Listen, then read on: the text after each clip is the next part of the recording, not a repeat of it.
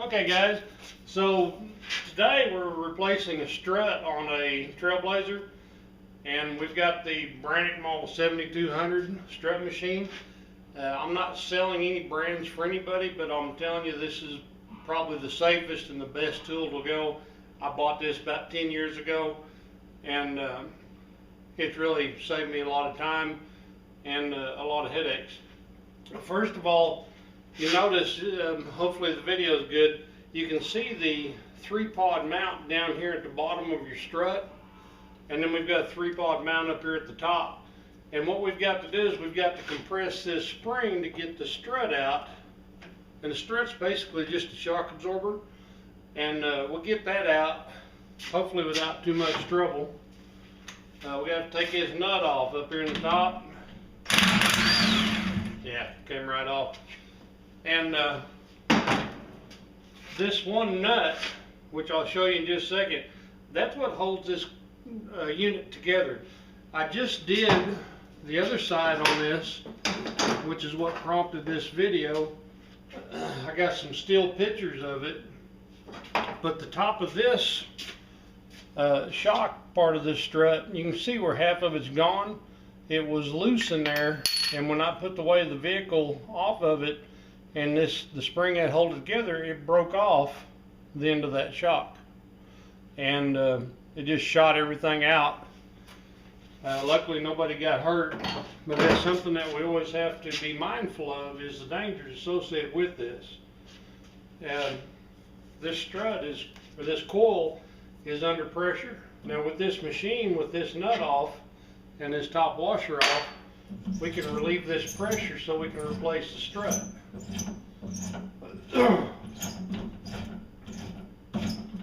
And orientation is not important on this particular strut. Now, I didn't show you how to take it off the vehicle. You should be able to figure that one out on your own. But the use of this machine and the dangers associated with the job is what I wanted to show you. So we've got to reuse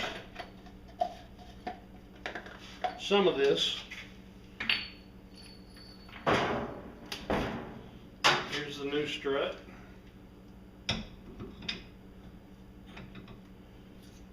It comes with a new coil spring mount.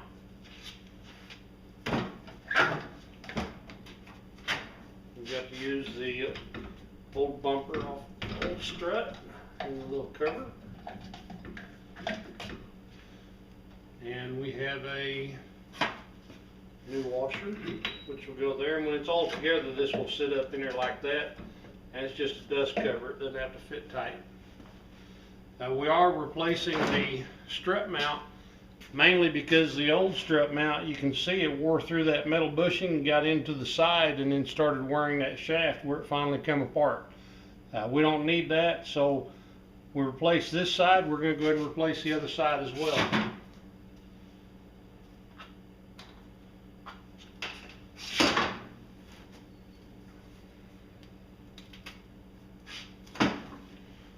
Slide this down. We've got to orientate that spring in that coil cavity. We can adjust this so that it sits square. And then on the new one, it also has a place that we've got to line the coil up in the coil mount.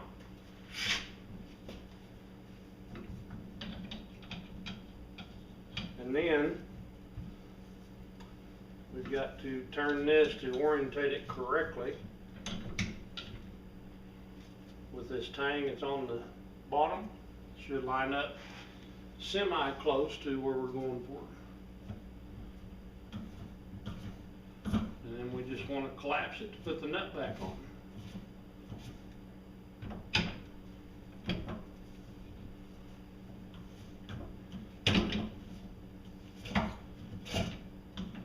On this one, we might have to manipulate the top. This swivels left and right, and front to back. We've got to line the shock up with the center hole.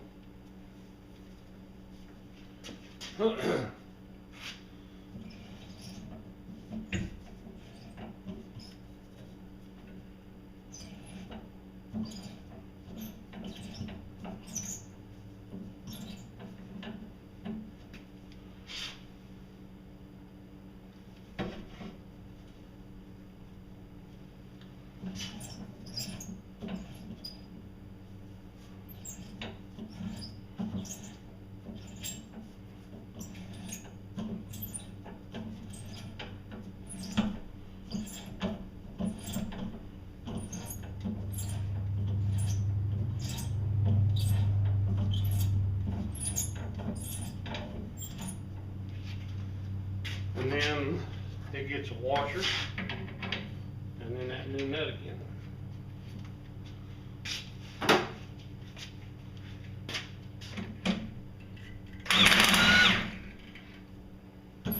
Release some of the pressure on that.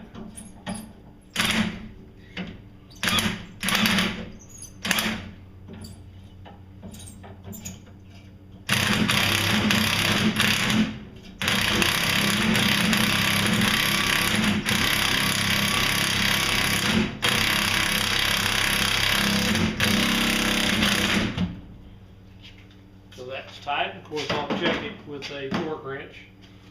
But what I wanted to show you